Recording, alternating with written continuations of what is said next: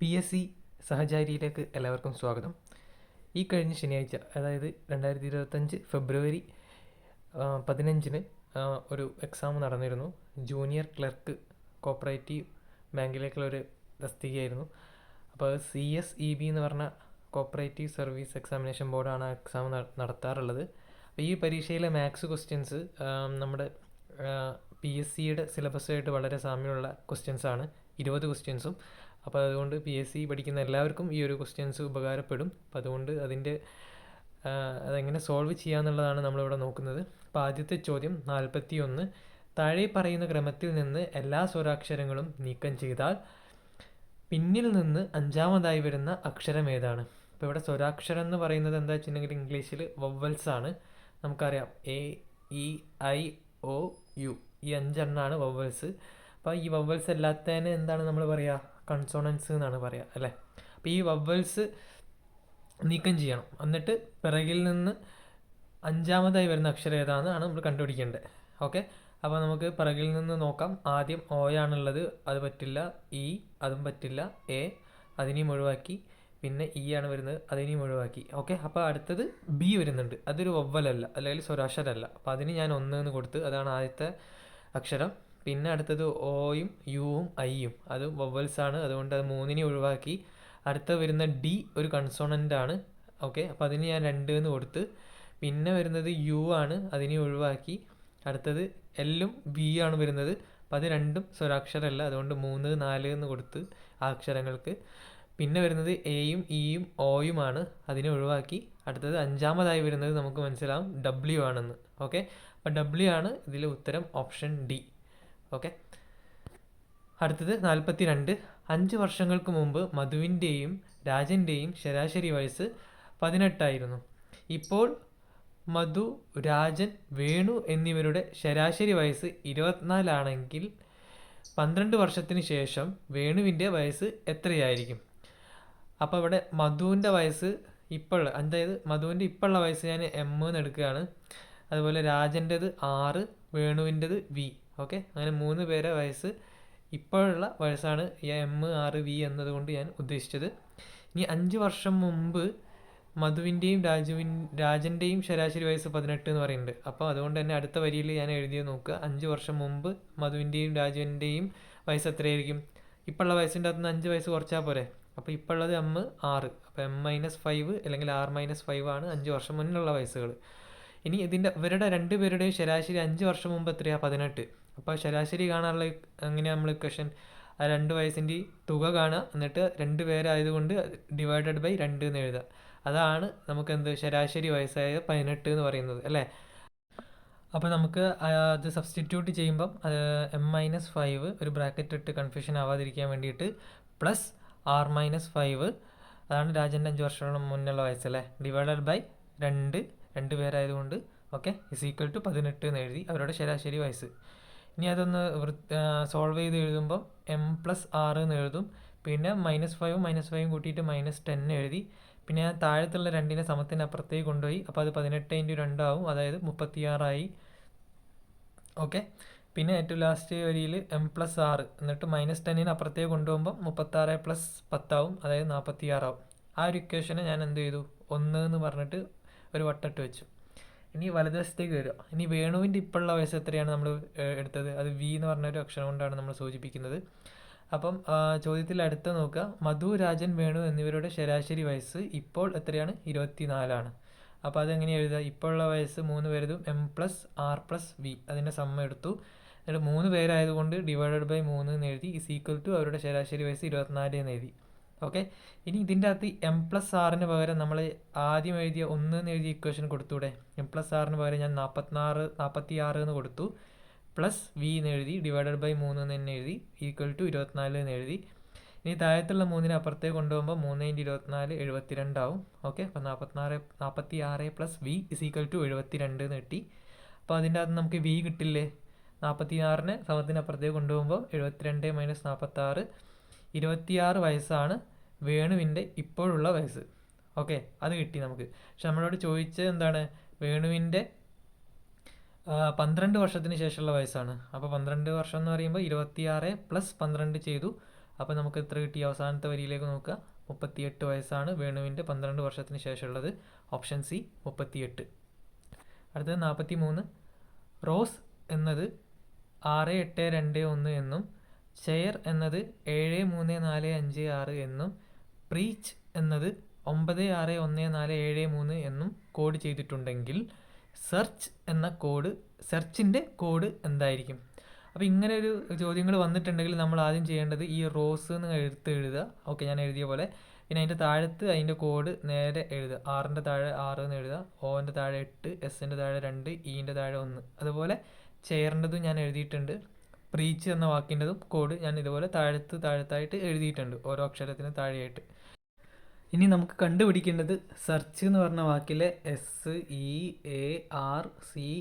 ഇതിനൊക്കെ നേരെ താഴെയുള്ള നമ്പറുകൾ നമുക്ക് കണ്ടുപിടിക്കണം. അതിപ്പം എങ്ങനെ കണ്ടുപിടിക്കുക? ആദ്യം നമുക്ക് എസ് നോക്കാം. അപ്പം എസ് കണ്ടുപിടിക്കണമെങ്കിൽ നമ്മളിവിടെ ആദ്യം റോസിലേക്ക് പോകണം. റോസിലല്ലേ ഒരു എസ് ഉള്ളത്.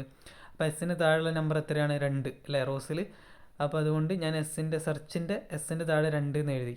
ഇനി അടുത്തത് കണ്ടുപിടിക്കണം. അത് നമുക്കിപ്പോൾ റോസിൻ്റെ തന്നെ ഇയിലേക്ക് പോയിട്ടുണ്ടെങ്കിൽ റോസിൻ്റെ അവസാനത്തെ അക്ഷരം ആണ്. അതിൻ്റെ നേരെ താഴെയുള്ള നമ്പർ എത്രയാണ്? 1. ഓക്കെ, അപ്പോൾ അതുപോലെ പ്രീച്ചിൻ്റെ അകത്ത് മൂന്നാമത്തെ അക്ഷരമാണ് ഇ. അതിന് നേരെയുള്ള താഴെയുള്ള അക്ഷരം എത്രയാണ്? അതും 1. അപ്പോൾ നമുക്ക് മനസ്സിലായി സെർച്ചിൻ്റെ ഇക്ക് നേരെ താഴെ 1 എന്ന് എഴുതണം. ഓക്കെ, അടുത്തത് കണ്ടുപിടിക്കണം. നമ്മൾ എവിടെ പോവാം? ഒന്നെങ്കിൽ ചെയറിൽ പോവാം, അല്ലെങ്കിൽ പ്രീച്ചിലേക്ക് പോവാം. അപ്പോൾ ചെയറിലേക്ക് പോവുകയാണെങ്കിലും പ്രീച്ചിലേക്ക് പോവുകയാണെങ്കിലും അതിൽ എന്ന് പറഞ്ഞ അക്ഷരത്തിന് നേരെ താഴെ 4 ആണ് വരുന്നത്. അപ്പം സെർച്ചിലെ എക്ക് താഴെ 4 എന്ന് എഴുതി. അതുപോലെ 6 കണ്ടുപിടിക്കണമെങ്കിൽ നമുക്ക് ഏതിൽ വേണം പോവാം? റോസിലായാലും ചെയറിലായാലും പ്രീച്ചിലായാലും 6 എന്ന അക്ഷരത്തിന് നേരെ താഴെ ഏതാണ്? നമ്പർ 6 അല്ലെങ്കിൽ 6 ആണ് വരുന്നത്. അതുപോലെ സി കണ്ടുപിടിക്കണമെങ്കിൽ നമുക്ക് ചെയറിൽ പോവാം അല്ലെങ്കിൽ പ്രീച്ചിൽ പോവാം. അപ്പോൾ അതിൽ സിക്ക് നേരെ താഴെ വരുന്ന നമ്പർ 7 ആണ്. അപ്പോൾ അത് ഞാൻ സീൻ്റെ താഴെ 7 എന്ന് എഴുതി, സെർച്ചിലെ സിക്ക് താഴെ. അതുപോലെ ഇനി സെർച്ചിലെ ഒരു അക്ഷരം കൂടി ഉണ്ട്, എച്ച്. അത് കണ്ടുപിടിക്കണമെങ്കിൽ നമുക്ക് എവിടെ പോകണം? ഒന്നുകിൽ ചെയറിൽ അല്ലെങ്കിൽ പ്രീച്ചിൽ പോവാം. രണ്ടിലും എച്ചിന് താഴെ വരുന്ന നമ്പർ 3 ആണ്. അതുകൊണ്ട് സെർച്ചിലെ എച്ചിന് താഴെ ഞാൻ 3 എന്ന് എഴുതി. അപ്പോൾ നമ്മുടെ ഉത്തരം എന്താണ്? 2, 1, 4, 6, 7, 3. അതായത് ഓപ്ഷൻ ബി ആണ് ഉത്തരം. അടുത്തത് 44. വിട്ടുപോയ സംഖ്യ കണ്ടെത്തുക. 25-ന് 650, അതുപോലെ 35-ന് 1260. അങ്ങനെയെങ്കിൽ 45-ന് വരുന്ന ജോഡി ഏതാണെന്നാണ് നമ്മൾ കണ്ടുപിടിക്കേണ്ടത്. അപ്പം നമുക്ക് ആദ്യത്തെ 2 എണ്ണത്തിലും തമ്മിലുള്ള ബന്ധം എന്താണ് കണ്ടുപിടിക്കണം. എന്നിട്ട് ആ ബന്ധം നമ്മൾ 45-നും അപ്ലൈ ചെയ്യുമ്പോഴാണ് നമുക്ക് ഉത്തരം കിട്ടുക. അപ്പോൾ 25-ൻ്റെ സ്ക്വയർ ഏകദേശം നമുക്കറിയാം 625 ആണ്. അപ്പോൾ അതിൻ്റെ അടുത്ത് വരുന്നൊരു നമ്പറാണ് 650. ഓക്കെ, ഈ സ്ക്വയറിൻ്റെ പഠിച്ചാലേ ഉള്ളൂ നമുക്ക് ഈ ഒരു ബന്ധം പെട്ടെന്ന് മനസ്സിലാവുക. അപ്പോൾ എനിക്ക് 25-ന് സ്ക്വയർ 625 ആണെന്നുള്ള അറിയാമായിരുന്നു. അപ്പോൾ ആ ഒരു അടുത്തുള്ള എന്തോ ബന്ധമാണെന്ന് മനസ്സിലായതുകൊണ്ടാണ് എനിക്ക് പെട്ടെന്ന് ഉത്തരം കിട്ടിയത്. അപ്പോൾ 25-ൻ്റെ സ്ക്വയർ 625, അതിനോട് 25 കൂട്ടുമ്പോഴാണ് 650 കിട്ടിയത്. അത് ഞാൻ എഴുതി വെച്ചു. അടുത്തത് 35-ൻ്റെ നോക്കുകയാണെങ്കിൽ 35-ൻ്റെ സ്ക്വയർ 1225 എടുത്തു. അതിനോട് 35 കൂട്ടുമ്പോൾ, അതായത് ഏത് സംഖ്യയാണ് കൊടുത്തത് ആ സംഖ്യ തന്നെ കൂട്ടുമ്പോൾ 1260 കിട്ടുന്നുണ്ട്. ഓക്കെ, അപ്പോൾ നമുക്ക് ബന്ധം മനസ്സിലായില്ലേ? ആദ്യം ആ സംഖ്യേൻ്റെ സ്ക്വയർ എടുക്കുക, എന്നിട്ട് ആ സംഖ്യ കൂട്ടുക. 25-ൻ്റെ സ്ക്വയർ എടുത്ത് എന്നിട്ട് 25 കൂട്ടി, 35-ൻ്റെ സ്ക്വയർ എടുത്തു എന്നിട്ട് 35 കൂട്ടി. അങ്ങനെയാകുമ്പോൾ 45-ൻ്റെ ജോഡി എന്തായിരിക്കും? 45-ൻ്റെ സ്ക്വയർ എടുക്കുക എന്നിട്ട് 45 കൂട്ടുക. 45-ൻ്റെ സ്ക്വയർ 2025 പ്ലസ് 45 2070. ഓപ്ഷൻ സി ആണ് ഉത്തരം. അടുത്തത് 45. മാനസിക ശേഷി പരീക്ഷ എഴുതിയ ഒരു ക്ലാസ്സിൽ 50 വിദ്യാർത്ഥികൾ ഉണ്ടായിരുന്നു. ഓക്കെ, 6 വിദ്യാർത്ഥികൾ യോഗ്യത നേടിയില്ല. ശേഷിക്കുന്നവരിൽ അഖിൽ അവസാനത്തിൽ നിന്നും 14ാം റാങ്ക് നേടി. മുകളിൽ നിന്ന് അയാളുടെ റാങ്ക് എത്രാമതായിരിക്കും? ഓക്കെ, അപ്പോൾ ആകെ എത്ര കുട്ടികളാണ്? 50. അത് ഞാൻ എഴുതി വെച്ചു. ഇനി യോഗ്യത നേടിയവർ 6 പേര് യോഗ്യത നേടിയില്ല. ബാക്കി യോഗ്യത നേടിയവർ എത്ര പേരുണ്ട്? 50 - 6 44 പേര്. അതിലൊരാളാണ് അഖിൽ. ഓക്കെ, ആ 44 പേരിൽ ഒരാളാണ് അഖിൽ. അപ്പോൾ അഖിലിൻ്റെ റാങ്ക് പിറകിൽ നിന്നും 14 എന്ന് എഴുതിയിട്ടുണ്ട്.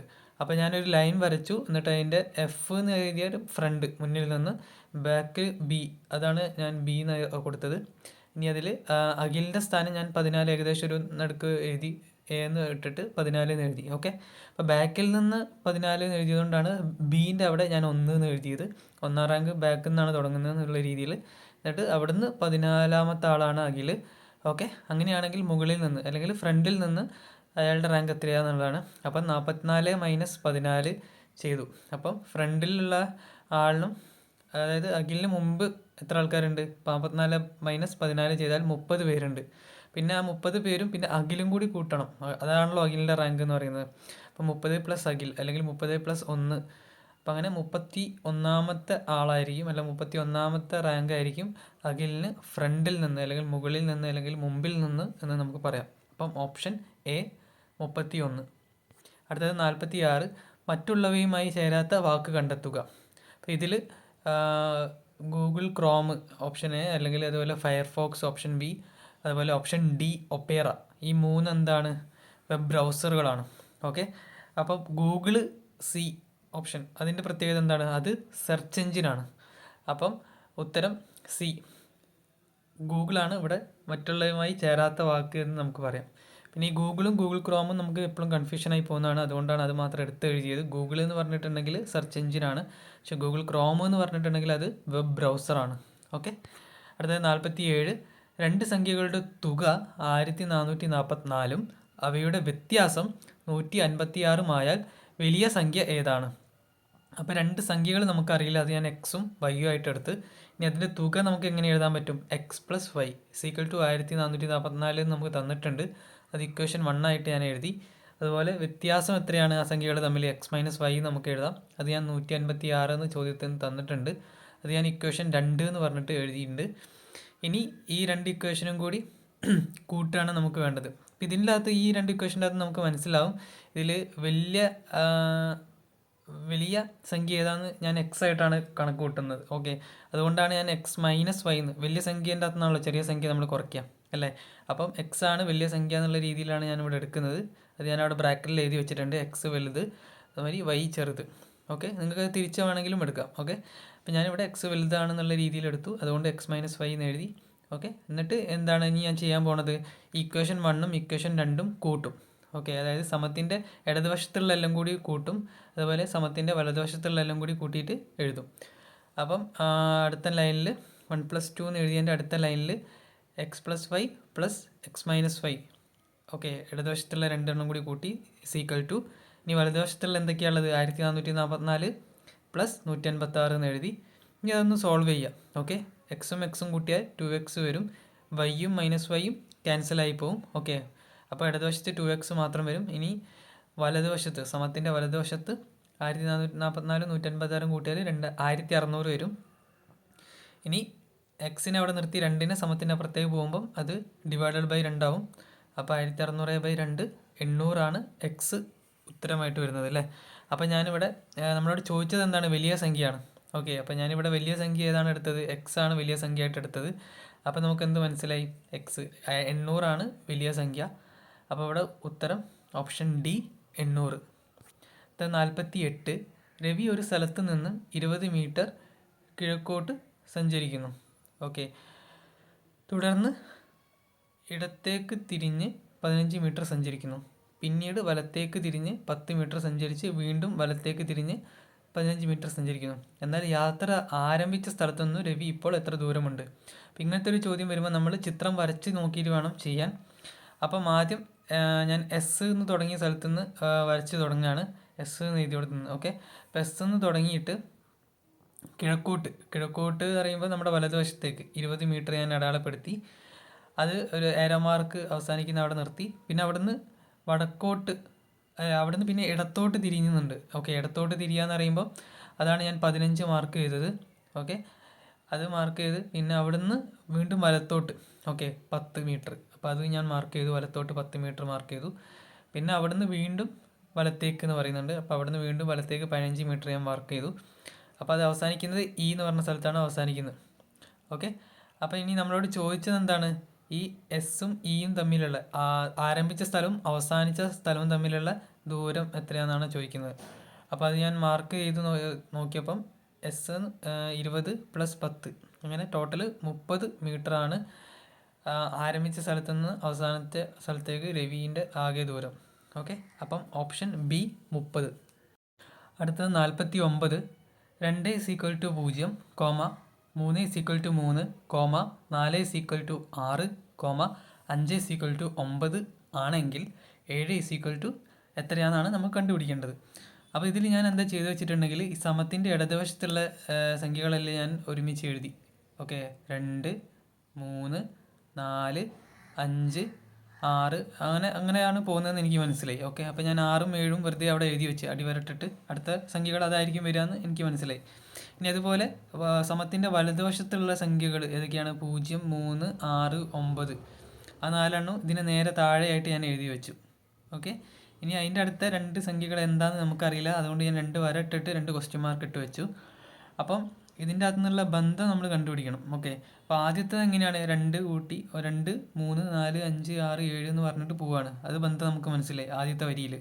ഈ രണ്ടാമത്തെ വരിയിൽ 0, 3, 6, 9 അത് തമ്മിലുള്ള ബന്ധം എന്താണ്? ഓരോ സംഖ്യകളും 3 കൂട്ടി കൂട്ടി പോവുകയാണ്. അപ്പം അങ്ങനെയാണെങ്കിൽ 6ന് നേരെ താഴെ വരുന്ന ക്വസ്റ്റ്യൻ മാർക്കിൻ്റെ അവിടെ എന്താണ് ഉത്തരം വരേണ്ടത്? 9 + 3 അല്ലേ? 9നോട് അടുത്ത് 3 കൂട്ടുമ്പോൾ അടുത്ത സംഖ്യ കിട്ടും. 12 6ന് നേരെ താഴെ വരേണ്ടത്.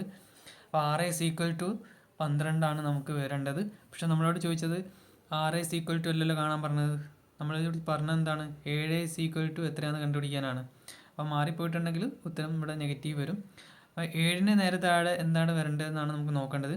അപ്പോൾ 12നോട് 3 കൂട്ടണം. അപ്പോൾ 12 + 3 എത്രയാണ്? 15. അപ്പം 7 = 15 വരേണ്ടത്. അപ്പോൾ ഓപ്ഷൻ ബി 15 ഉത്തരം. അടുത്തത് 50. താഴെ പറയുന്ന ഭിന്നസംഖ്യകളിൽ ഏറ്റവും വലുത് ഏതാണ്? അപ്പോൾ ഇങ്ങനെ വരുന്ന സമയത്ത് ഈ ഭിന്നസംഖ്യകൾക്കൊരു പ്രത്യേകത ഉണ്ട്. എന്താണ്? ഈ ഛേദവും അംശവും തമ്മിൽ ഒരേ വ്യത്യാസമാണുള്ളത് അല്ലേ? 10ഉം 11ഉം തമ്മിൽ 1 വ്യത്യാസമുള്ളത്. 14ഉം 15ഉം തമ്മിൽ 1 വ്യത്യാസം. 12ഉം 13ഉം തമ്മിൽ 1, അതുപോലെ 13ഉം 14ഉം തമ്മിൽ 1 വ്യത്യാസം വരുന്നത്. ഓക്കെ, അതാണ് ഇതിൻ്റെ ഒരു പ്രത്യേകത. അടുത്തത് എന്താണ് ഈ ഭിന്നസംഖ്യകളുടെ പ്രത്യേകത? ഇതിൻ്റെ അംശം ചെറുതും ഛേദം വലുതുമാണ് അല്ലേ? എല്ലാത്തിൻ്റെയും അംശം എന്ന് പറയുന്നത് മേലുള്ള സംഖ്യകൾ ചെറുതും, ഛേദം എന്ന് പറയുന്നത് താഴെയുള്ള സംഖ്യകൾ അത് വലുതുമാണ്. ഓക്കെ, എല്ലാത്തിൻ്റെയും ഒരുപോലെയാണ്. അപ്പം ഇങ്ങനെ ഈ 2 കാര്യങ്ങൾ വരുന്ന സമയത്ത് അംശത്തേക്കാൾ വലുതാണ് ഛേദം എങ്കിൽ, അതുപോലെ അംശം ഛേദം തമ്മിലുള്ള വ്യത്യാസം തുല്യമാണ്. എല്ലാ സംഖ്യകളിലും അംശവും ഛേദവും തമ്മിലുള്ള വ്യത്യാസം തുല്യമാണ്. ഇവിടെ എല്ലാത്തിൻ്റെയും എത്രയാണ് വ്യത്യാസം? 1 വരുന്നത്. ഓക്കെ, എങ്ങനെ വരുന്ന സാഹചര്യത്തിൽ എന്താണ് വലുത്? ഏറ്റവും വലിയ സംഖ്യ ഏതാണോ ഉള്ളത് അത് ഏറ്റവും വലിയ ഛേദമുള്ളത് അല്ലെങ്കിൽ ഏറ്റവും വലിയ അംശമുള്ളത് ഏതായാലും മതി. അങ്ങനെ ആ സംഖ്യ ആയിരിക്കും ഏറ്റവും വലിയ സംഖ്യ എന്ന് നമുക്ക് പറയാൻ പറ്റും. ഇപ്പോൾ ഇവിടെ ഏറ്റവും വലിയ ഛേദമുള്ള സംഖ്യ ഏതാണ്? 15. അപ്പോൾ 14/15 ഏറ്റവും വലിയ ഭിന്നസംഖ്യ എന്ന് നമുക്ക് പറയാൻ പറ്റും. അല്ലെങ്കിൽ ഏറ്റവും വലിയ അംശമുള്ള സംഖ്യ ഏതാണ്? അതും 14/15 തന്നെയായിരിക്കും. ഓക്കെ, അത് അതിൻ്റെ പ്രത്യേകതയാണ്. ഓക്കെ, അപ്പോൾ അതുകൊണ്ട് 14/15 ഏറ്റവും വലിയ സംഖ്യ. ഇനിയിപ്പോൾ ഇതേപോലെ തന്നെ ഇതിൽ ഏറ്റവും ചെറിയ സംഖ്യ ഏതാണ് ചോദ്യമെങ്കിൽ നമ്മൾ എങ്ങനെയായിരുന്നു കണ്ടുപിടിക്കുക? ഇതേപോലെ തന്നെ, അതായത് ഏറ്റവും ചെറിയ ഛേദമുള്ള അല്ലെങ്കിൽ ഏറ്റവും ചെറിയ അംശമുള്ള സംഖ്യ ഏതാണെന്ന് നോക്കിയാൽ മതി അല്ലേ? ഇവിടെ ഇപ്പോൾ ഏറ്റവും ചെറിയ ഛേദമുള്ള സംഖ്യ ഏതാണ്? 11. അപ്പോൾ 10/11 എന്ന് പറഞ്ഞ ഭിന്നസംഖ്യയാണ് ഏറ്റവും ചെറിയ ഭിന്നസംഖ്യ ഈ കൂട്ടത്തിൽ. അല്ലെങ്കിൽ ഏറ്റവും ചെറിയ അംശമുള്ള അതും 10 അല്ലേ? അത് ആ 10/11 പറയുന്ന സംഖ്യ തന്നെയായിരിക്കും വരിക. ഓക്കെ, അപ്പോൾ 10/11 ഇവിടെ ഏറ്റവും ചെറിയ സംഖ്യ എന്ന് നമുക്ക് പറയാൻ പറ്റും. അപ്പോൾ നമ്മളോട് ചോദിച്ച വലിയ സംഖ്യയാണ്, അതായത് 14/15. അപ്പോൾ അത് ഓപ്ഷൻ ബി ഉത്തരം. 51. ഹരി തൻ്റെ കാർ 54 km/മണിക്കൂർ വേഗത്തിൽ 20 മിനിറ്റ് ഓടിച്ചു എങ്കിൽ ഹരി സഞ്ചരിച്ച ദൂരം എത്ര? ഓക്കെ, അപ്പോൾ ഇവിടെ യൂണിറ്റുകൾ വ്യത്യാസമുണ്ട് അല്ലേ? ഇവിടെ വേഗത കിലോമീറ്റർ മണിക്കൂറിലാണ് തന്നത്, മണിക്കൂറിലാണ് തന്നത്. എന്നാൽ സമയം എത്രയല്ല അവിടെ മിനിറ്റിലാണ് തന്നത്. അപ്പോൾ 1 മണിക്കൂറിലും 1 മിനിറ്റിലുമാണ്. അപ്പോൾ രണ്ടും അങ്ങനെ വേറെ വേറെ ആവാൻ പാടില്ല. രണ്ടിനെയും 1 ആക്കണമല്ലേ നമ്മൾ. അപ്പോൾ നമുക്ക് ഇത് എഴുതി വെക്കാം. വേഗത 54 km/h ആണെന്ന് എഴുതി വെച്ചു. സമയം 20 മിനിറ്റ് ആണെന്ന് എഴുതി വെച്ചു. ഇനി നമുക്ക് ഈ ഒരു ഇക്വേഷൻ നമുക്കറിയണം. വേഗത = ദൂരം ബൈ സമയം. അതാണ് ഞാൻ v = d/ ഡിസ്റ്റൻസിന് d അല്ലെ ദൂരത്തിന് d എടുത്തു, സമയത്തിന് t എടുത്തു. ഓക്കെ, അപ്പോൾ v = d/t എന്ന് പറഞ്ഞ ഇക്വേഷൻ നമ്മൾ ഓർത്തിരിക്കണം. ഇനി അത് സബ്സ്റ്റിറ്റ്യൂട്ട് ചെയ്ത് കൊടുക്കുക, ഓരോ വാല്യൂ എത്രയാണെന്നുള്ളത്. വേഗത എത്രയാണ്? 54. അപ്പോൾ ഞാൻ വിക്ക് താഴെ 54 എന്ന് എഴുതി. d നമുക്ക് കണ്ടുപിടിക്കേണ്ടത്. d അവിടെ എഴുതി. ഡിവൈഡഡ് ബൈ സമയത്തിന് പകരം 20 മിനിറ്റ് നോക്കി അല്ലേ? അപ്പോൾ ഈ മിനിറ്റിനെ നമുക്ക് എന്താക്കണം? മണിക്കൂറാക്കണം അല്ലേ? കാരണം വേഗത km/മണിക്കൂറിലാണ് തന്നത്. അപ്പോൾ ഞാൻ മിനിറ്റിനെ മണിക്കൂറാക്കാൻ വേണ്ടിയിട്ട് ഞാൻ എന്ത് ചെയ്തു? 20/60 ആക്കി അല്ലേ. മിനിറ്റിനെ മണിക്കൂറാക്കാൻ നമ്മൾ ആ ഒരു മിനിറ്റിനെ 60 കൊണ്ട് ഡിവൈഡ് ചെയ്താൽ മതി. ഇപ്പോൾ 20/60 എന്ന് എഴുതി. ഇനി വലതുവശത്തേക്ക് നോക്കുക. 54 ഈ താഴത്തുള്ള 60നെ നമുക്ക് മേലോട്ടേക്ക് കൊണ്ടുപോകാം. ഓക്കെ, ആ ഒരു റൂളുണ്ട്. ഓക്കെ, അപ്പോൾ 54 D × 60/20 എന്നായി. ഇനി ഡി കണ്ടുപിടിക്കാൻ എന്ത് ചെയ്യുക? 54 താഴത്തുള്ള 20 മേലോട്ടേക്ക് വരും, മേലുള്ള 60 താഴത്തോട്ടും വരും. ഓക്കെ, അപ്പം അങ്ങനെ ക്രമീകരിച്ച് എഴുതി ഞാൻ. ഇനി അതിനെ വെട്ടി ചെറുതാക്കി അല്ലെങ്കിൽ ഹരിച്ച് എഴുതുമ്പോൾ അല്ലേ 20 60ൻ്റെ അകത്ത് 3 പ്രാവശ്യം പോകും. അങ്ങനെ ഞാൻ വെട്ടി 60ൻ്റെ അവിടെ 3 എന്ന് എഴുതി. 54/3 വന്നു. അപ്പോൾ 54/3 എത്രയാണ്? 18. അപ്പോൾ ദൂരം 18 കിലോമീറ്റർ. ഓപ്ഷൻ ബി ആണ് ഉത്തരം. 52. 36, 34, 30, 28, 24 പരമ്പരയിൽ അടുത്തതായി ഏത് സംഖ്യയാണ് വരേണ്ടത് അല്ലേ? അപ്പോൾ ഇത് തമ്മിലുള്ള ബന്ധം നമ്മൾ കണ്ടുപിടിക്കണം. ആദ്യം 36ന്ന് ഒരു -2 ചെയ്യുമ്പോഴാണ് 34 വരുന്നത്. ഞാൻ അവിടെ എഴുതി വെച്ചു -2 അത് തമ്മിലുള്ള ബന്ധം എന്ന്. ഇനി 34 30 തമ്മിലുള്ള ബന്ധം എന്താണ്? 34ന്ന് -4 ചെയ്യുമ്പോഴാണ് 30. അതുപോലെ 30ന്ന് -2 ചെയ്യുമ്പോഴാണ് 28 കിട്ടിയത്. 28ന്ന് -4 ചെയ്തപ്പോഴാണ് 24 കിട്ടിയത്. അപ്പോൾ എനിക്ക് ഈ ബന്ധം മനസ്സിലായി. ഒന്നിടവിട്ട് 2ഉം 4ഉം കുറച്ച് പോവുകയാണ് ചെയ്യുന്നത്. അപ്പം 24ൻ്റെ അടുത്ത സംഖ്യ കിട്ടണമെങ്കിൽ എന്ത് ചെയ്യണം? അടുത്തത് -2 ആണ് ചെയ്യേണ്ടത്. അപ്പോൾ 24 -2 ചെയ്യുമ്പോൾ 22. ഓപ്ഷൻ സി ആണ് ഉത്തരം വരുന്നത്. ഓക്കെ, അടുത്തത് 53. താഴെ നൽകിയിരിക്കുന്ന അനുയോജ്യമായ പാറ്റേൺ ഉപയോഗിച്ച് ഒഴിവ് പൂരിപ്പിക്കുക. ഓക്കെ, അപ്പം QAR, RAS, SAT, TAU, അടുത്തത് ഏതാണെന്നാണ് ചോദിക്കുന്നത്. അപ്പോൾ ഇങ്ങനെ വരുന്ന സമയത്ത് ഞാൻ എന്താ ചെയ്യാന്ന് വെച്ചിട്ടുണ്ടെങ്കിൽ ഈ ഓരോ സെറ്റ് പദങ്ങളില്ലേ QAR എന്ന് പറയുന്ന ഒരു പദമായിട്ട് കൂട്ടാം. ഓക്കെ, അതിൻ്റെയൊക്കെ ആദ്യത്തെ അക്ഷരങ്ങൾ ഒരുമിച്ച് എഴുതി വെക്കും. ഓക്കെ, Q എഴുതി, QARൻ്റെ Q എഴുതി, RASൻ്റെ R എഴുതി, SATൻ്റെ S എഴുതി, TAUൻ്റെ T എഴുതി. ഓക്കെ, ഇനി അടുത്ത പദത്തിൻ്റെ ആദ്യത്തെ അക്ഷരം കണ്ടുപിടിക്കണം. ഓക്കെ, അപ്പോൾ ഇത് തമ്മിലുള്ള ബന്ധങ്ങൾ ഞാൻ Qയും Rഉം Sഉം Tയും തമ്മിലുള്ള ബന്ധം ഞാൻ നോക്കിയപ്പം അതൊരു ആൽഫബറ്റിക്കൽ ഓർഡറിലാണ് പോകുന്നത് അല്ലേ. QRST. അപ്പോൾ അടുത്ത അക്ഷരം ഏതാണ്? U അല്ലേ. ആൽഫബറ്റിക്കൽ ഓർഡറിൽ നോക്കുമ്പോൾ അപ്പോൾ U എന്ന് ഞാൻ എവിടെ എഴുതി? ആ വരട്ടൻ്റെ മേലെ. ഇനി അടുത്തത് ഈ ഓരോ പദത്തിൻ്റെ രണ്ടാമത്തെ അക്ഷരങ്ങൾ എഴുതി വെക്കുക.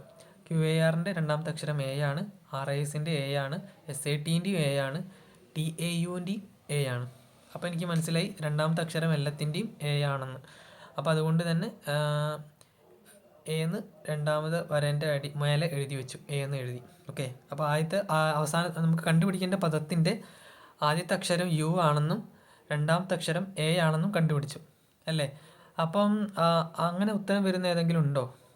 2 എണ്ണം ഉണ്ടല്ലേ. ഓപ്ഷൻ എയും ഉണ്ട്, യുവും എയിലാണ് സ്റ്റാർട്ട് ചെയ്യുന്നത്. അതുപോലെ ഓപ്ഷൻ ബിയും UAയിലാണ് സ്റ്റാർട്ട് ചെയ്യുന്നത്.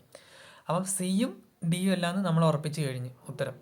ഇനി ഒന്നെങ്കിൽ എയോ ഒന്നെങ്കിൽ ബിയോ ആണ്. അപ്പോൾ അതിൽ മൂന്നാമത്തെ അക്ഷരം ഏതാണെന്ന് നമ്മൾ കണ്ടുപിടിക്കണം. അപ്പോൾ അതിന് എന്താണ്? QARൻ്റെ മൂന്നാമത്തെ അക്ഷരം ഏതാണ്? R, അത് ഞാൻ എഴുതി. RASൻ്റെ മൂന്നാമത്തെ അക്ഷരം S, അത് ഞാൻ എഴുതി. അതുപോലെ SATൻ്റെ മൂന്നാമത്തെ അക്ഷരം T, TAUൻ്റെ മൂന്നാമത്തെ അക്ഷരം U. ഓക്കെ, അപ്പോൾ ഇത് തമ്മിലുള്ള ബന്ധം എന്താണ്? അതും ആൽഫബറ്റിക്കൽ ഓർഡറിലാണ് പോകുന്നത്. RSTU. അടുത്ത അക്ഷരം ഏതാണ് വരിക? V ആണ് വരിക. അപ്പോൾ ആ വരേൻ്റെ മേലെ ഞാൻ V എന്ന് എഴുതി. അപ്പോൾ അങ്ങനെ വരുന്ന ഓപ്ഷൻ ഏതൊക്കെയാണ്? UAV എന്ന് പറയുന്നതാണ് നമ്മുടെ ഉത്തരം വരുന്നത്. അത് ഓപ്ഷൻ എ ആണ് വരുന്നത്, UAV. ഓക്കെ, അടുത്തത് 54. ഒരു സംഖ്യയുടെ 8% 216 ആണെങ്കിൽ ആ സംഖ്യ ഏതാണ്? അപ്പം ഞാൻ സംഖ്യ ഏതാണെന്ന് നമുക്കറിയില്ല. അപ്പോൾ ഞാൻ X ആയിട്ട് എടുത്തു. അപ്പോൾ Xൻ്റെ 8% എങ്ങനെയാണ് നമ്മൾ എഴുതുക? X × 8/100 അല്ലേ. അത് എത്രയാണെന്നാണ് പറഞ്ഞത്? = 216. ഇനി Xനെ അവിടെ വെച്ച് ബാക്കിയുള്ളതിനൊക്കെ സമത്തിൻ്റെ അപ്പുറത്തേക്ക് കൊണ്ടുപോയി. ഇപ്പോൾ 216 × 100/8 എന്ന് വരും. അപ്പോൾ അത് സോൾവ് ചെയ്യുമ്പോൾ നമുക്ക് എത്ര കിട്ടും? X = 2700 എന്ന് കിട്ടും. ഓപ്ഷൻ സി ആണ് ഉത്തരം. ഓക്കെ, 55. കണ്ണാടിയിലൂടെ നോക്കുമ്പോൾ ക്ലോക്കിലെ സമയം 10:20 ആണെങ്കിൽ യഥാർത്ഥ സമയം എത്ര? അപ്പം ഇത് 2 രീതിയിലും ചോദിക്കാം. ഓക്കെ, ഒരു ക്ലോക്കിലെ സമയം എത്രയാണ്, അതിൽ കണ്ണാടിയിലെ സമയം എത്രയാണെന്ന് ചോദിക്കാം. അതുപോലെ കണ്ണാടിയിലെ സമയം എത്രയാണെങ്കിൽ ക്ലോക്കിലെ സമയം എത്രയാണെന്നുള്ളതും ചോദിക്കാം. അപ്പോൾ രണ്ടിനും ഒരേ ഇക്വേഷൻ തന്നെയാണ് നമ്മൾ ഉപയോഗിക്കേണ്ടത്. ഓക്കെ, അപ്പോൾ ഇത് ശ്രദ്ധിക്കേണ്ട കാര്യം 11, ഇതിലിപ്പോൾ 10:20 സമയം തന്നത്. അപ്പോൾ 11ന് മുന്നുള്ള ഏത് സംഖ്യ ചോദിച്ചിട്ടുണ്ടെങ്കിലും ഏത് സമയം ചോദിച്ചിട്ടുണ്ടെങ്കിലും നമ്മൾ അതിനെന്ത് ചെയ്യുക? ആ ഒരു സമയത്തിന് 11:60 അകത്തുനിന്ന് കുറയ്ക്കുക. 11ന് ശേഷമുള്ള ഏതെങ്കിലും സമയമാണ് ഇപ്പോൾ ഉദാഹരണത്തിന് ഇപ്പോൾ ഒരു 12:20 അല്ലെങ്കിൽ 15:20 അങ്ങനെയൊക്കെയാണ് തരുന്നതെങ്കിൽ നമ്മൾ എന്തിൻ്റെ അകത്തുനിന്ന് കുറയ്ക്കണം? 23:60 അകത്തുനിന്ന് കുറയ്ക്കണം. അതാണ് ഞാൻ ഒരു ബോക്സിൽ വരച്ച് വെച്ചിട്ടുള്ളത്. അപ്പോൾ നമ്മുടെ ഇവിടെ സമയം എത്രയാണ്? 10:20 അത് 11േക്കാളും ചെറുതാണ് അല്ലേ? അപ്പോൾ അതുകൊണ്ട് 11:60 അകത്തുനിന്ന് കുറയ്ക്കണം. അപ്പോൾ അതാണ് ഞാൻ അവിടെ എഴുതി വെച്ചത് 11:60 മൈനസ് 10:20. അപ്പോൾ അതിൻ്റെ അകത്തുനിന്ന് കുറയ്ക്കും 60ൻ്റെ അകത്തുനിന്ന് 20 കുറയ്ക്കുമ്പോൾ 40 കിട്ടും. 11ൻ്റെ അകത്തുനിന്ന് 10 കുറയ്ക്കുമ്പോൾ 1 കിട്ടും. അപ്പോൾ നമ്മുടെ ഉത്തരം 1:40 യഥാർത്ഥ സമയം ക്ലോക്കിൽ. ഓക്കെ, അപ്പോൾ ഓപ്ഷൻ ബി 1:40. അടുത്തത് 56. സുമൻ 50 രൂപയ്ക്ക് 10 പെൻസിലുകൾ വാങ്ങി 60 രൂപയ്ക്ക് വിറ്റു. അയാൾക്ക് എത്ര ശതമാനം ലാഭം ലഭിച്ചു? അപ്പോൾ നമ്മൾ ഇവിടെ 50 രൂപയ്ക്ക് വാങ്ങി 60 രൂപയ്ക്ക് വിറ്റു എന്നുള്ളത് നോക്കിയാൽ മതി. 10 പെൻസിൽ എണ്ണം നമ്മളെ കൺഫ്യൂഷൻ ആക്കാൻ വേണ്ടി തരുന്നതാണ്. അതിപ്പോൾ 10 ആയാലും 5 ആയാലും 6 ആയാലും ഒന്നും ഒരു കുഴപ്പമില്ല. അത് നിങ്ങൾ ആലോചിച്ച് വെക്കണം. ഓക്കെ, അപ്പോൾ നമുക്കിവിടെ ആദ്യം അറിയേണ്ടത് ലാഭം എന്ന് പറയുന്ന സാധനത്തിൻ്റെ ഇക്വേഷനാണ്. അപ്പോൾ അത് എങ്ങനെയാണ്? വിറ്റ വില, അതാണ് വി വി എന്ന് എഴുതിയത്, മൈനസ് വാങ്ങിയ വില വാവി എന്ന് എഴുതി വെച്ചിട്ടുണ്ട്, ഡിവൈഡഡ് ബൈ, അതാണ് ഏറ്റവും ഇമ്പോർട്ടൻറ്റ്. താഴത്തെ ഏതാണ് ഛേദത്തിൽ വരേണ്ടത്? വാങ്ങിയ വിലയാണ് കേട്ടോ, അതാണ് എഴുതേണ്ടത്, ഇൻറ്റു 100. ഇതാണ് ഇക്വേഷൻ. ഇനി ഇതിൻ്റെ അകത്ത് ആ വാല്യൂകൾ ഇട്ട് കൊടുത്താൽ മതി. അപ്പോൾ വിറ്റ വില എത്രയാണ്? 60 അല്ലേ? അത് എഴുതി, മൈനസ് വാങ്ങിയ വില 50 എന്ന് എഴുതി, പിന്നെ ഛേദത്തിൽ വാങ്ങിയ വില അത് 50 എന്ന് എഴുതി, ഇൻറ്റു 100. ഓക്കെ, 60 മൈനസ് 50 10 അല്ലേ? Divided by 50 into 100. അപ്പോൾ നമുക്ക് ഉത്തരം ലാഭം എത്ര കിട്ടുക? 20% കിട്ടുക. ഓക്കെ, അടുത്തത് 57. 125 എന്ന സംഖ്യ 20% വർദ്ധിച്ചാൽ സംഖ്യ എത്രയാകും? അപ്പോൾ ഇത് എങ്ങനെ ചെയ്യേണ്ടത് വെച്ചിട്ടുണ്ടെങ്കിൽ നമ്മളെ സംഖ്യ 125 അല്ലേ? അതിനെ നമ്മൾ 100% എന്നുള്ള രീതിയിൽ എടുക്കണം. അപ്പോൾ അതാണ് ഞാൻ 100% ഒരു ആരോ മാർക്ക് ഇട്ടിട്ട് 125 എന്ന് എഴുതിയത്. അതായത് നിങ്ങൾക്ക് ആരോ മാർക്ക് ഇടാം, അല്ലെങ്കിൽ ഈക്വൽ ഇടാം, അല്ലെങ്കിൽ ഒരു ഹൈഫൺ ഇടാം, എന്ത് ഇട്ടാലും കുഴപ്പമില്ല. ഒരു കൺസെപ്റ്റ് മനസ്സിലുണ്ടായാൽ മതി. 100% എന്ന് പറയുന്നത് 125ന് തുല്യമാണെന്ന് എടുക്കുക, നമ്മുടെ സംഖ്യയ്ക്ക് തുല്യമാണെന്ന് എടുക്കുക. അപ്പോൾ അത് 1% എത്രയായിരിക്കും? 125ൻ്റെ അത് ഡിവൈഡഡ് ബൈ 100. 100നെ അപ്പുറത്തേക്ക് കൊണ്ടുപോകുക, അപ്പോൾ അത് താഴത്തോട്ടേക്ക് വരും. അപ്പോൾ 125/100 വരും. അതാണ് 1%. ഓക്കെ, അത് നമ്മൾ എത്രയാണെന്ന് കണ്ടുപിടിക്കുന്നു വേണ്ട, അതങ്ങനെ അവിടെ എഴുതി വെച്ചാൽ മതി.